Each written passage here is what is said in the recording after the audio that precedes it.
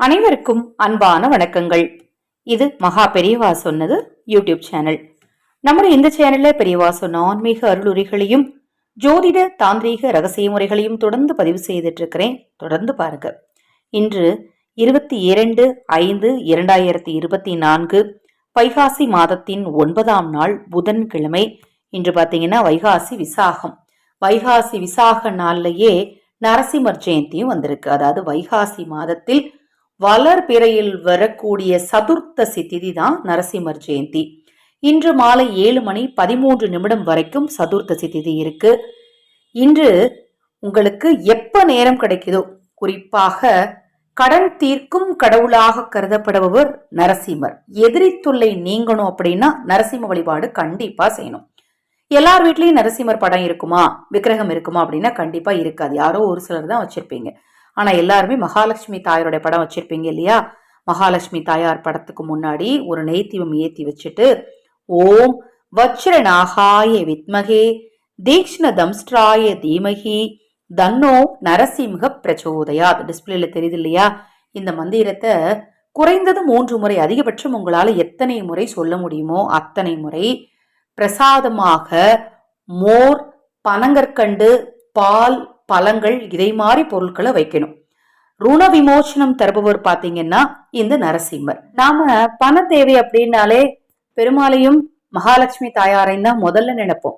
அது மாதிரி கடன் தீர அப்படின்னோடனே நம் முருகப்பெருமானை தான் முதல்ல நினைப்போம். ஆனா கடன் தீர்வதற்கும் பணம் சேர்வதற்கும் வழிபட வேண்டிய ஒரு மிக சக்தி வாய்ந்த ஒரு கடவுள் பாத்தீங்கன்னா இந்த நரசிம்மர். இந்த நரசிம்மரை இந்த நரசிம்ம ஜெயந்தி நாள்ல இந்த மந்திரத்தை சொல்லி இந்த பிரசாதத்தை வச்சு வழிபடுங்க. நிச்சயமாக உங்க கடன் தீருங்க. குறிப்பா நான் எல்லா டெஸ்டும் எடுத்துட்டேங்க, டாக்டர் சொல்றாங்க உங்களுக்கு உடம்பு நல்லா தான் இருக்கு, ரிப்போர்ட் படி எந்த பிரச்சனையும் இல்லைன்னு சொல்றாங்க.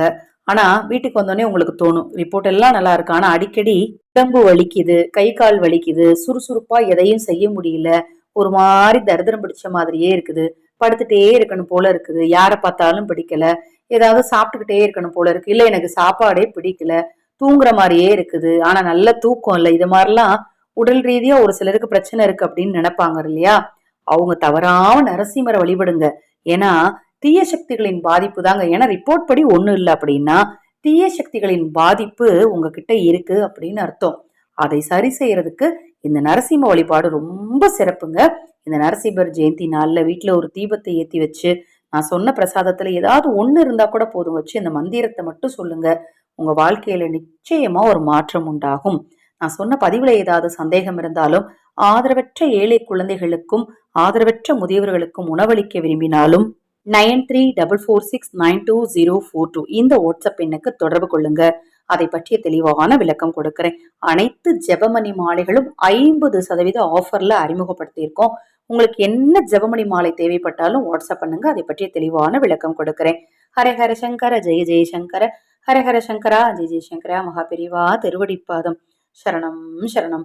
இந்த பதிவை கேட்டுக்கொண்டிருக்கும் அனைவருக்கும் மகா பெரிவாருளால நல்லதே நடக்கட்டும்.